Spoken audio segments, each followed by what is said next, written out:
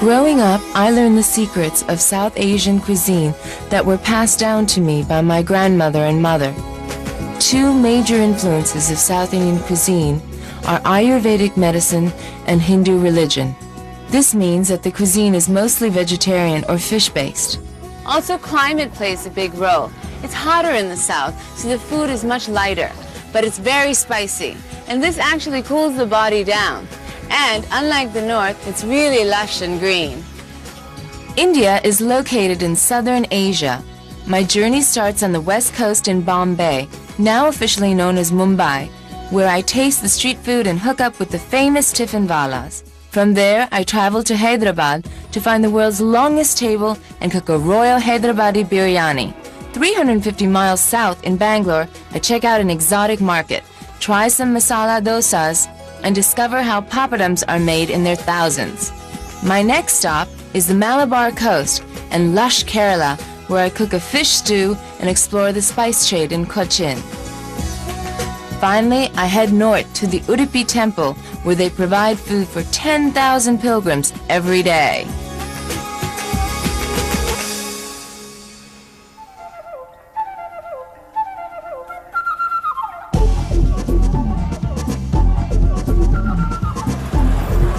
Bombay is an economic powerhouse and has many cultural influences, as well as being the heart of the Hindi film industry, Bollywood. Bombay doesn't really have its own particular cuisine, but what it does have is an eclectic mix of dishes from all over India. So in that sense, it's a good place to start, and wherever you go, you'll find something to tempt you. Street food is a way of life here in Bombay. That's because there aren't enough restaurants to feed the city's huge population of 14 million. The problem started way back with the British, who in 1946 passed the Rent Control Act. That act is still in effect today, so the rents are really cheap, and nobody wants to give up their real estate space to people who want to open up new restaurants.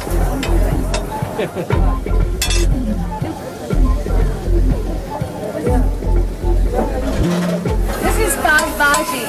Basically, it's a bunch of vegetables, anything you've got in your fridge. Mashed potatoes, bell peppers, tomatoes and peas. Thoda sa, lekin zyada nahi. You start out with a hot, flat wok, and this has been going all day, so the heat is very intense. Then you mash up all of the vegetables, and the more it cooks, the better it tastes, because all the flavors melt into each other.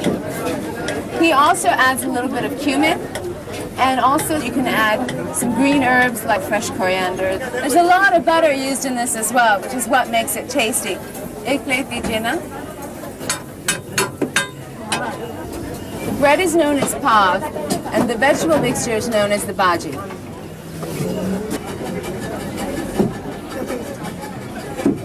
Delicious. The word tiffin is an Anglo-Indian word meaning a snack or light meal.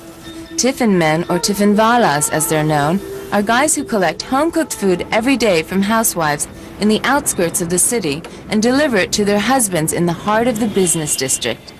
This food courier service has been going on for 120 years, and it only happens here in Bombay. And why do you think there are different containers? Because our meal contains dal, bread, rice and vegetable. So to keep them separate? Yeah, very much separate, because it is eaten also separately. You guys are pure vegetarians. Yes. And that's because of your religion, right? You're Hindu Yes, Brahmin. Jains. Jains, okay, Yeah, you're Jains. Yeah, well, Jains. that's a big difference, because traditionally Jains aren't allowed to hurt anything. Yeah, we don't eat eggs or meat or anything. We've never even tasted it. So is that another reason why your husband wants to have his lunch made by you? One reason is religious, and secondly is more, this is a more pure food. More clean, more hygienic, because the food, if you eat out, the water is contaminated. Fill up dal first, because he'll be eating with the rice. So why doesn't your husband take the tiffin box with him? Two reasons. It is very difficult for him to travel with the box in his hands, and my food is also not ready. So the tiffin boy comes around at 9:30. By that time, I try to finish my cooking. And this also keeps the heat contained. Contained, yeah. This is a thermal ware, so supposed to keep the food hot. And he says when the food is reaching him at around 1, it is hot. You can recognize a tiffin wala in the street because of their white hats. This tiffin man makes his collection every day at 9:30. He has a very tight schedule to stick to because the food has to reach the husband's desk by 12:30. The best way to see how this system works is to follow the tiffin box. In 2 hours, a tiffin wala visits up to 35 houses before making his rendezvous at the local railway station, where all the tiffins in the area are brought together. These crates will all end up in different parts of the city. Our tiffin box may change hands 3 or 4 times before it reaches its destination.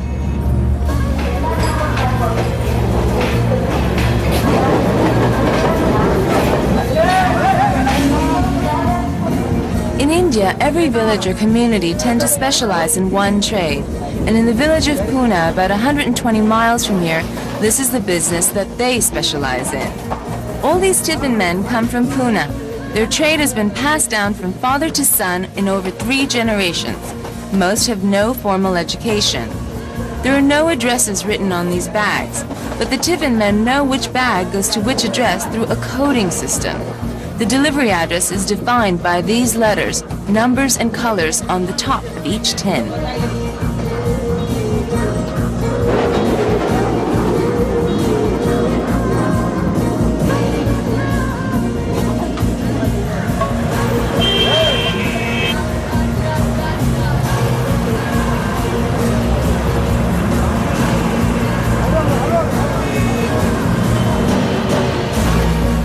This food courier service started 120 years ago in the days of the Raj. The British didn't like spicy food, there weren't many restaurants, and workers didn't want to waste time going home for lunch. So one man had food collected from his home and delivered to his office, and it started a trend. In those days, it was seen as an elitist thing, but now it's a normal custom for most middle-class businessmen. Every day across Bombay, 5,000 tiffin walas deliver over 200,000 lunches.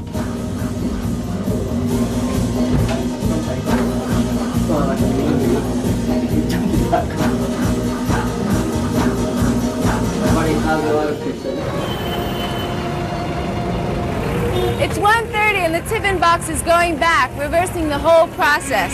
Whatever the reason people use this service, the tiffin wala is a much coveted tradition here in Bombay. And at under $5 a month, it's a hard one to let go of.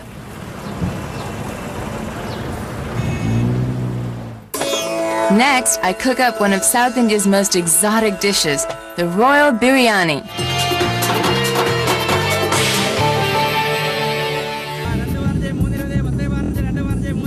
From Bombay, I fly 400 miles east to the city of pearls, Hyderabad, which has long been the rich and royal heart of southern India.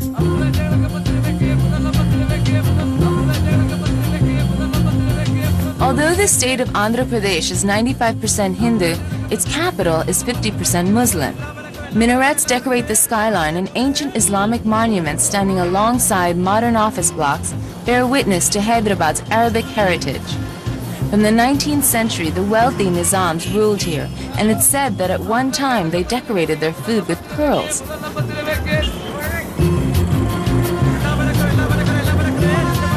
The aristocracy here were known for the spectacular way they entertained. Hyderabadi cuisine, like its culture, stood high and is still unmatched by any other state in India.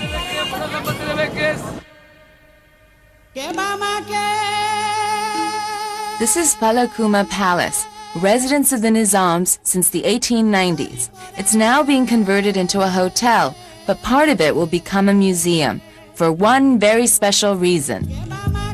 This is the longest dining table in the world. It seats 101 people, and it's made from the wood of one mahogany tree shipped from South Africa. It's 107 feet long, and the acoustics in this tall, narrow room are so good that someone sitting at one end of the table can talk normally and be heard clearly by someone at the other end.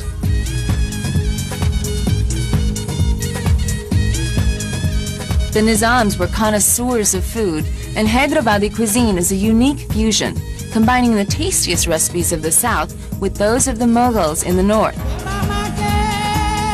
Master Chef Mehboob Alam Khan invited me to his home to cook his specialty, the biryani. Now, you pass me on that papaya paste. And this is used Now, for this is used as a tenderizer, you know. Is that because of the enzymes? Yes. The fruit acids? Yes, the enzymes in it, you see, it tenderizes the milk. Please give me that ginger garlic paste. Garlic and ginger. Now, this is a common ingredient for most of the Indian cooking, you know. And this lamb looks quite lean. This is very lean, very tender, juicy lamb, you know. Give me the salt, you see. You also give me some turmeric. Where did you learn to make this biryani? Oh, at my house, from my mother. We still use the age-old technique of using copper vessels. Give me the red chilies. See, now people are using aluminum and other things. But you will never get the taste, you see, what you get it in copper and on charcoal fire. See, some cinnamon stick, Can you tell me about why you use the copper 1 or 2 cloves. vessels? Now, that is for the cooking, you know. Copper is the best conductor of heat, you know. You will see that we cook on very slow fire. Elaichi, cardamom. And you leave the shell on. This is the basic marinade. Now you mix it up.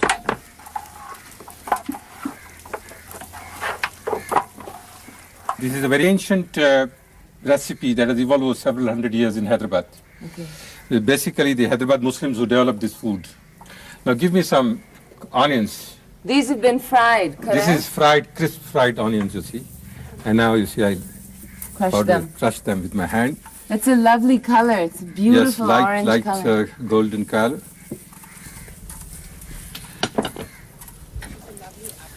Now, you use curds. Do you make this yogurt at home? We make it at home, everything at home.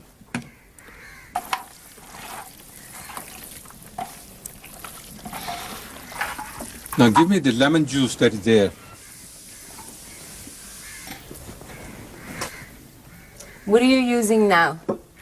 These are herbs, mint, coriander, green chilies, all chopped together. Okay. Now this is our basic marinade, you see. Now we will be adding a little of oil. What kind of oil is this? This is refined peanut oil. In the old days, we used to use pure ghee, you know, because you won't get the real flavor of biryani without a little of the original ghee. Yes, I know. We will be using that ghee for flavoring, you know. Yes. Final stage. Now this is an oil in which the onions are fried. Ah, okay, so you It's not reserve raw oil as such. Okay, so it's cooked Yeah, oil heated and it's cooked flavored. oil, yes. It gives you the added flavor of the onions. Now you see this, the marinade is now ready. Now this has to be left for some time. Can so I that, try? yes, you can, come. But is it okay to taste it if it's raw meat? Otherwise you cannot know, you see, if the ingredients Yeah. are, A balance. balanced or not. You taste it and see. It's very Yeah, good. yeah, very good. Now let us mix it and then keep this Like a- marinade for at least 30, 40 minutes, 45 minutes for the flavor to develop. Now we are going to the final assembling of the biryani.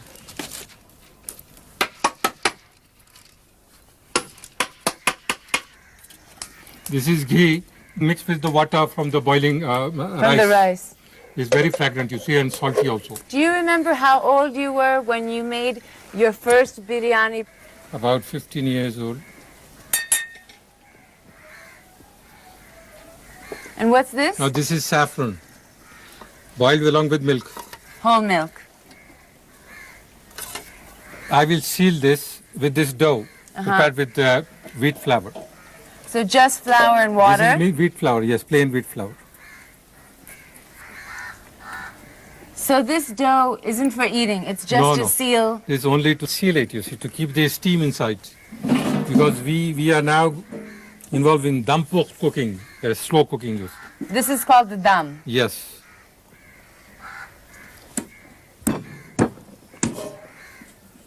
He will put it on fire now.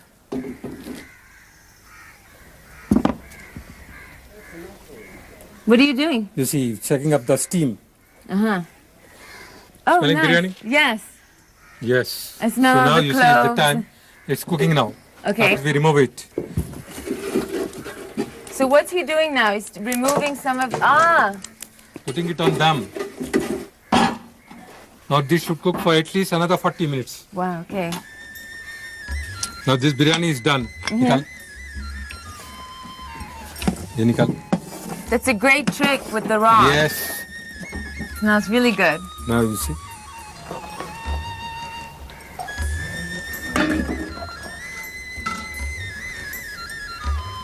How it tastes.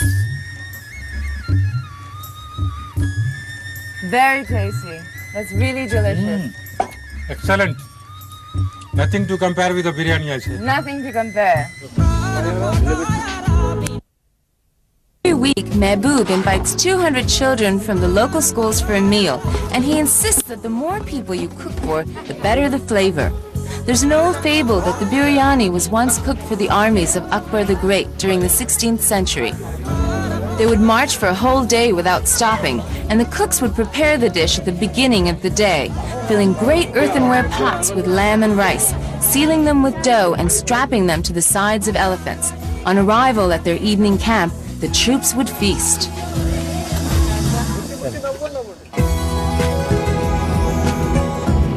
There are 26 states in India, and my journey takes in just 4 of them. From Hyderabad, I travel south through Andhra Pradesh into the state of Karnataka.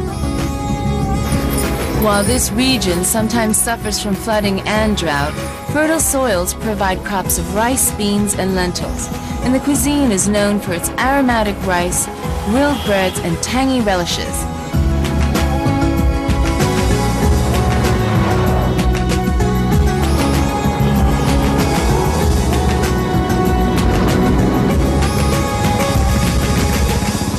The Mavali Tiffin Room, or MTR as it's more widely known, is a brand name very familiar in India. They make masala packets or ready-made spice mixtures that you can find in every kitchen cupboard. The tradition started here in this restaurant in 1924, and it's become an institution in Bangalore. So much so that people come from miles around just to collect their breakfast. The Mavali Tiffin Room is one of the most famous vegetarian restaurants in South India, known for both the quality and the religious purity of its food. The restaurant became so popular that even ministers and other dignitaries arranged for their food to be brought from the restaurant to where they worked. As you trot up and down staircases and weave through kitchens and alcoves, what comes across, apart from the delicious smells that waft from every corner, is the cleanliness and traditional cooking methods that the 75 staff members rigorously adhere to. These masala dosas are made in the traditional Karnataka style. I met up with Mavali Tiffin Room's manager, Vikram Maya, whose family has run the restaurant since the 1920s. Here comes our masala dosa.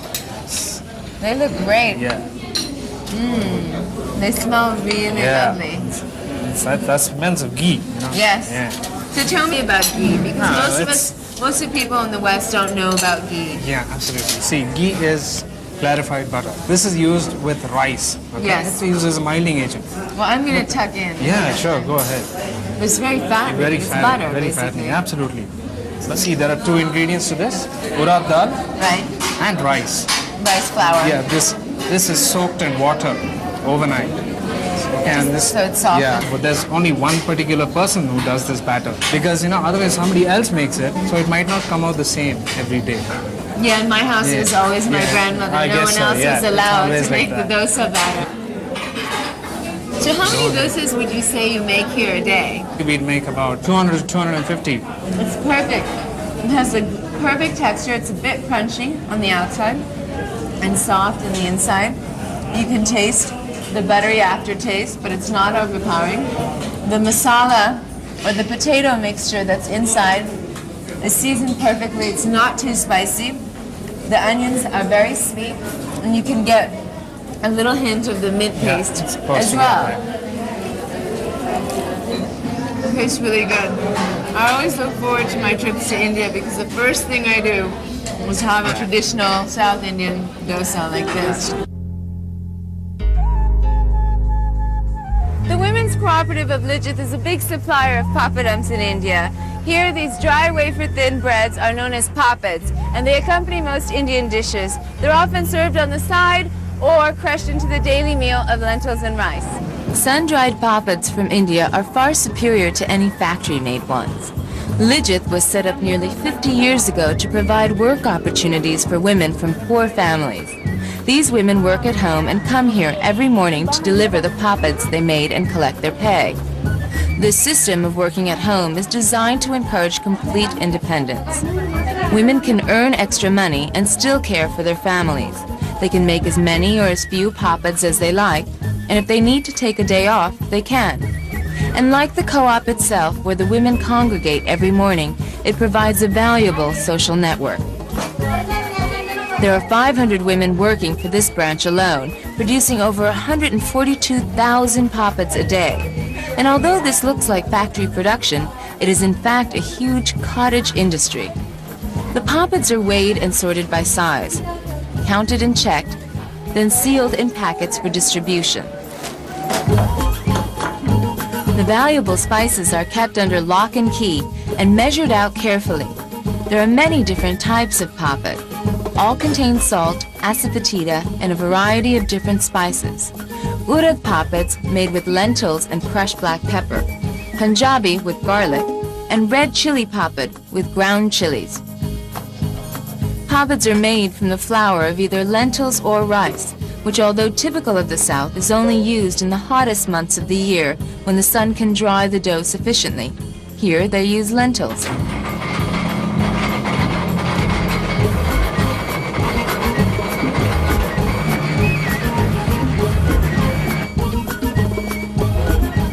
Families like Mala, her mother, and her aunts have been making poppets every day for 5 years. Each day they take 3 pounds of dough from the co-op, from which about 300 of the large poppets are produced. It takes them 5 hours and they'll earn 325 rupees, which is only about $6.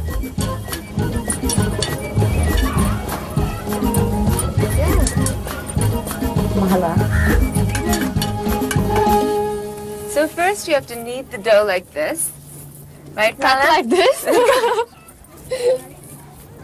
Into these sausage-like shapes. Is this good? Yeah. See. Mala's better at it than I am. So how long does this have to be done? Till it becomes like this, see? Okay, Coming so like rubber, rubbery. yeah. Okay, a little bit oil. So you want to oil up the mani, which is this. So now is it ready for slicing? Yeah. Okay, so we take the string and you put it on your big toe. And then you wrap it tight, right? And just wrap it around like that. Like this. Yeah, oh, there we go. Okay, so now we've got these cut up. And then what? See, to roll. How's this? It's like African shape.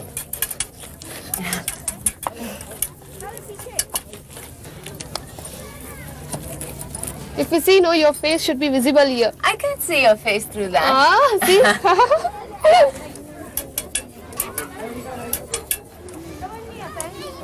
Is it a race, Mala? Yeah. This process really hasn't changed for thousands of years. The poppets are laid out in the sun for about 5 minutes, then separated to dry for a further 15 minutes. Mala, you're already cutting. You. My papa is ready. Your puppet is ready. See? Beautiful. Once practiced, you should be able to make about 60 poppets an hour. Well, I still have a way to go. So Mala's going to show us how to make a poppet. They usually come raw, dried in a packet. And then when you bring them home, they look like this. And there are 3 ways you can make them. You can bake them. Here, go ahead and start one, Mala.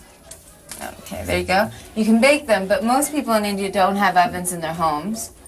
Or you can also deep fry them. But we're doing them the healthiest way today, which is just to flip them over, right?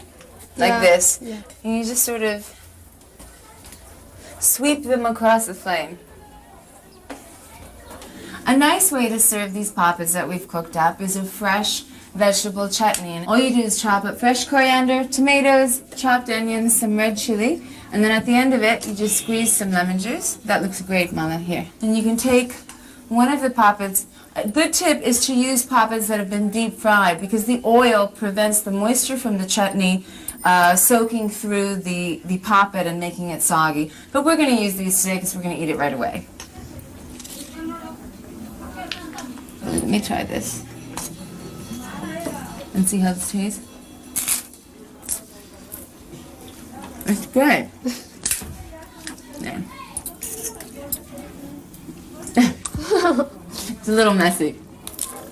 How is it? Wow. You like it? Yeah. Thank you, Mama. It's okay.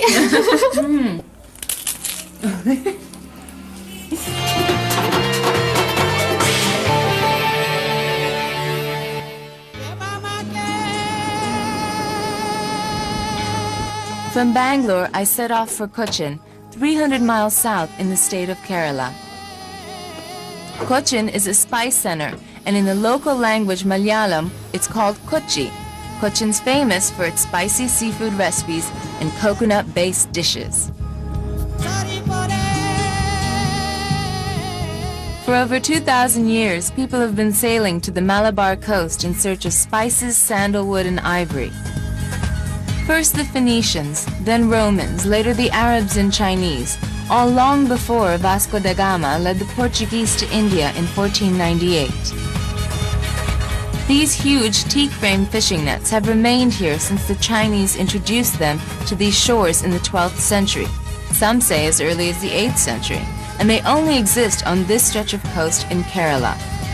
Each net works on a cantilever system and is lowered into the water more than 30 times a day. They're left in for about 10 minutes before being hauled out again. They're still reasonably effective, though it's only during the monsoon season between March and June that the nets become fully laden with fish. Polakanda Market is a small local fish market on the edge of Cochin, where the catch from up and down the coast arrives every morning. I met up with Rashid, head chef of the Taj Malabar Hotel, who showed me how to cook Kerala's most famous dish, Meen Moili, a coconut fish stew. What kind of fish do we need for the Meen Moili? For the sea of fish. Seer fish? Yeah. If we don't find seer fish, can we use any of these fish? No, then you can use even cod or monkfish. Or monkfish. Yeah, monkfish. So any white fish would be okay for this curry? Yeah, that's right. Here I can find some sea of fish. That's seer fish? That's sea of fish. That's the sea of fish. What's that one? These are sickle fish. Sickle fish? Sickle fish. And that these are one? pink mullet. Pink mullet. Yeah. Then you have mud crabs there. And all these fish you can find all year long? Yeah. Thank you. 200 years ago, when European missionaries came here, they found the spicy Kerala cuisine too strong.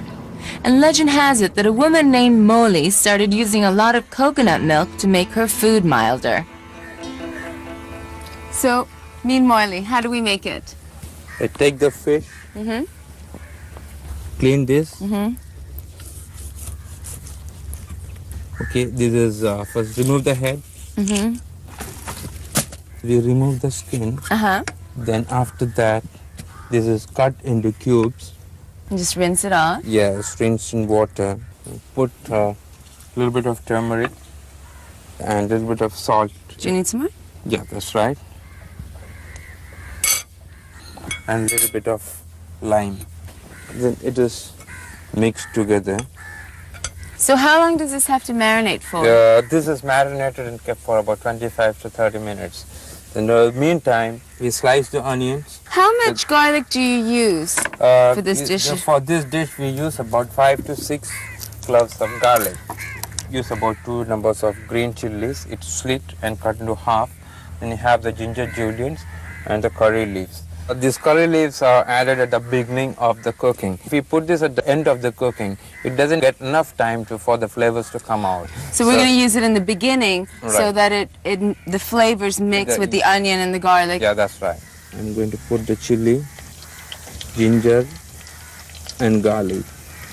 Then to put the onions and the curry leaves. Can I stir it? Sure, please. Once the onions become transparent, you put a half a teaspoon of turmeric. What are you stirring? This is the coconut milk, and there are 2 extracts of coconut milk. This is a thick extract and this is a thin extract. So what we do is first we put the thin extract of coconut milk. Why? Because if you put the thicker extract and boil it for a longer time, it will curdle. Oh, that's right. Okay. Then towards the end we put the thicker extract, so that will give the coconut flavor. So now you put the Now you're fish adding into the that. fish. Then after that we put a little bit of salt. And the fish really doesn't need to cook that long. No, it doesn't take much time. 7 minutes. And once they start boiling, then this is covered and it kept on a slow fire. It smells really terrific. Now I'll put the thicker extract of coconut milk. Then we put the quarter tomatoes into that. Now, why do you put the tomatoes in at the end? See, if we put the tomatoes, the tomatoes are acidic. So if Oh, we yeah. put these tomatoes at the beginning and boil, that there is a tendency for the coconut milk to curdle. So how much longer does this have to cook? This is for about 2 minutes. That's it? That's Oh, that's pretty easy. right. Now it's ready for tasting. We have the rice here, So the rice. and the curry here. Here is the min moili. Thank you.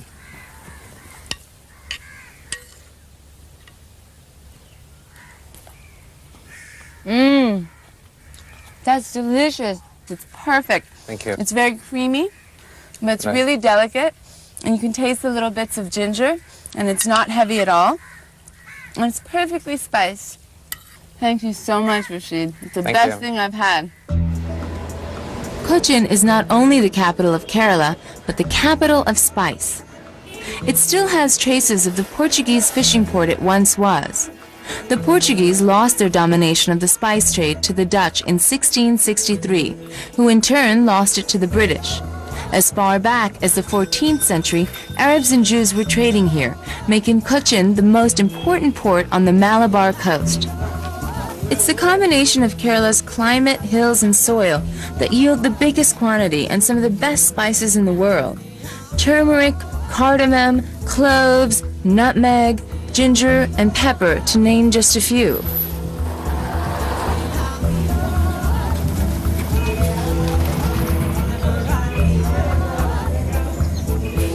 Spices have several uses. In cooking for their flavor, color, and aroma, and in Ayurvedic medicine for the healing properties. There are numerous wholesale warehouses in Cochin where you can see mountains of any number of different spices. And since it's January, it's time for the ginger harvest.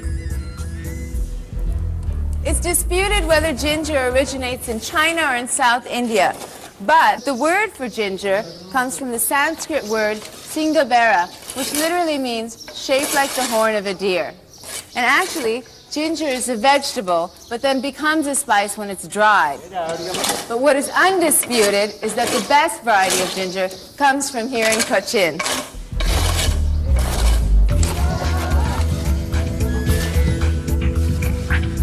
Widely used in Asia, ginger also has many Ayurvedic benefits. It's good for digestion and respiratory illnesses, as is another great spice of the South, the peppercorn. Black pepper is the king of spices here. It's also known as black gold. Ara kilo black pepper tango? Not only was it a prosperous commodity, but it used to be given as a treasured gift to visiting dignitaries. And it's also used in everything from curries to cocktails here in Kerala cuisine. Here's what they look like in their natural state. As you can see, they're green. And black pepper and white pepper are actually the same thing. They're just picked and treated differently. This black pepper is picked when the corns are still green, and then it's laid out on terraces called barbecues, and they dry them in the sun until they get black and shriveled. And it's much more aromatic than white pepper, and it hits the tip of your tongue. White pepper is the same berry, only it's picked when the berry's red, and it's soaked so that the outer husk is removed, rendering it much milder than the black pepper. And when you eat it, it actually hits the back of your throat rather than the tip of your tongue. Cochin is home to the only pepper exchange in the world, and every morning it starts trading at 10 a.m. sharp.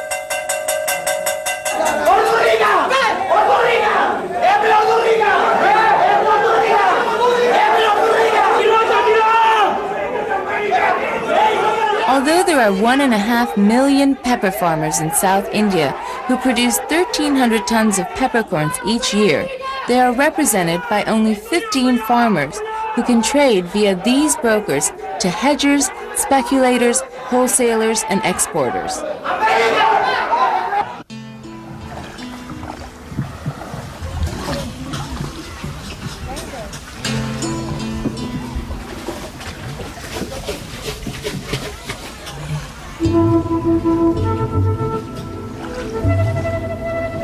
The backwaters in Kerala, though threatened by population growth and land reclamation, are a beautiful network of hidden waterways and lakes where families farm coconuts, cashews, rice, and prawns.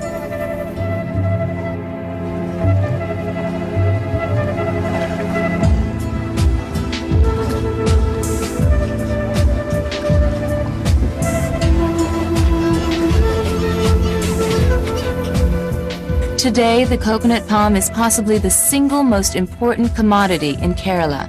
It was the Portuguese who first encouraged the commercial cultivation of coconut, as the Dutch did with rice, and the British with tea.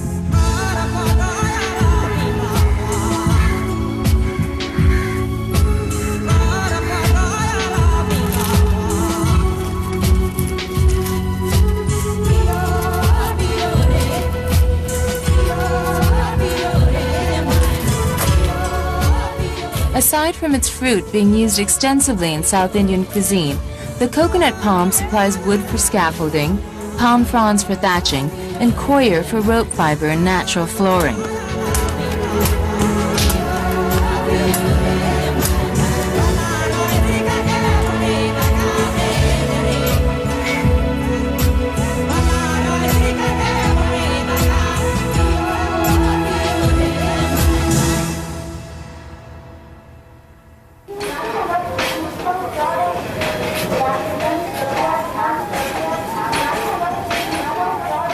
I asked my hotel to pack me a snack for my train journey. Let's see what they've given. Oh, these are vadas. They're a common South Indian snack food. These are plain vadas, and they're made out of black gram lentil flour. These are plain vadas, and these are idli vadas. These are called idli vadas because they're smashed flat like idlis, and they also have rice flour in them. You can see the black bits. That's onion, and then there's also, I think, green chili and ginger and curry leaf normally. And they've also given me some coconut chutney. That's also very common in South Indian food. They're really tasty. They're a little cold, but they're very good. That's my train. So I've got to go. I'll eat this later. From Cochin, I take the night sleeper 300 miles north to Mangalore. There I change trains for the last leg of my journey, north up the coast to Udupi.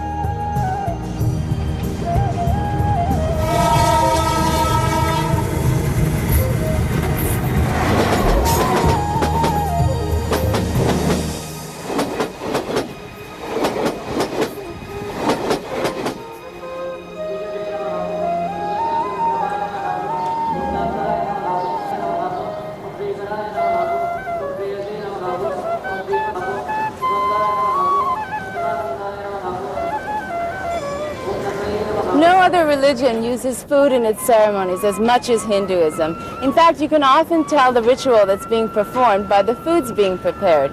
Here at the Krishna temple in Udupi, they serve about 8,000 to 10,000 pilgrims a day.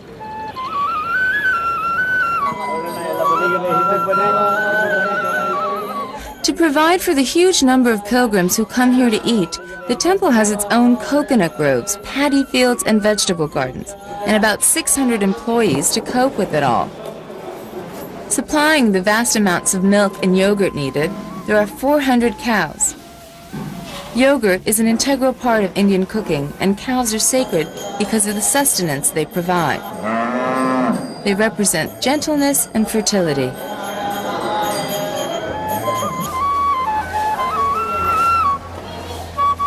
The food is either donated or bought with money from benefactors and from the collection boxes in the temple.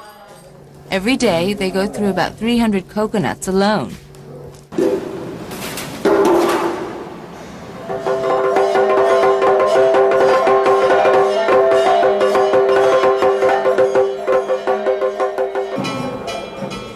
kitchens here are 800 years old, and there are areas where only priests are allowed.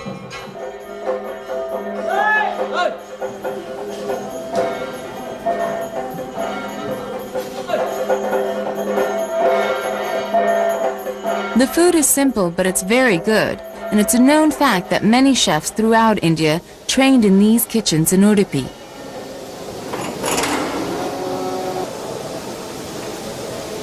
I was the first woman to enter these kitchens in 35 years. In these 3 cauldrons, we have rasam. Basically, it's a tomato broth with yellow lentils and also some tamarind in it. It also has asafoetida. This all boils, and into this we add some curry leaves and also some fresh coriander. And this gets boiled down, and that's the first course. This is where the puree is made. First you take a coconut and you use this rotary blade to take the first shredding of the raw, fresh coconut. You hold the coconut in here, steady. Once that's done, you take this coconut and you add it to this machine. As you can see, this is a little pink in color. That's because it's not only coconut. It has some dried, roasted red chilies, as well as some coriander powder and some curry leaves. These have been roasted in a big, dry wok. Usually, these ingredients are added to sambar masala, but when you're making food of this quantity, it's easier to put these ingredients and puree them with the coconut and then add that mix into the boiling lentils and vegetables. So that coconut mixture goes into this cauldron. These are lentils and all different vegetables from pumpkin, potatoes, and long squash that have been boiling. Also in here is tamarind paste. And the secret to their sambar is a little bit of molasses. Most housewives won't tell you that, but that balances the souring agent and gives a more rounded taste to the lentils. He's going to let me taste it.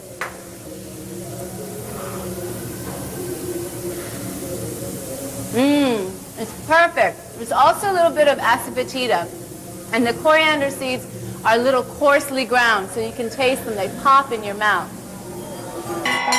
Unlike many temples, people can come here irrespective of creed or caste.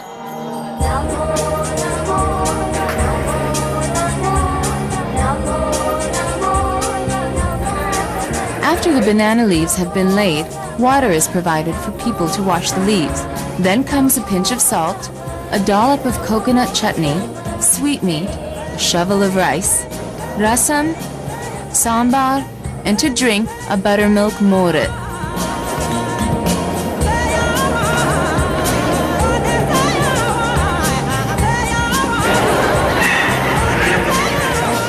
There are 4 of these dining halls and at least 6 sittings in each of them. Food is served 2 rows at a time, and the entire meal is served and eaten in 20 minutes. So we've seen a lot of specialties, but this is what South Indians eat on a typical day at home.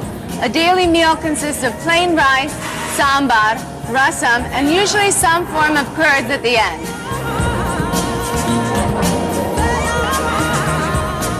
According to Hindu philosophy, there are 2 basic necessities for human existence: nourishment and rest. So by providing food, they are fulfilling a fundamental human need.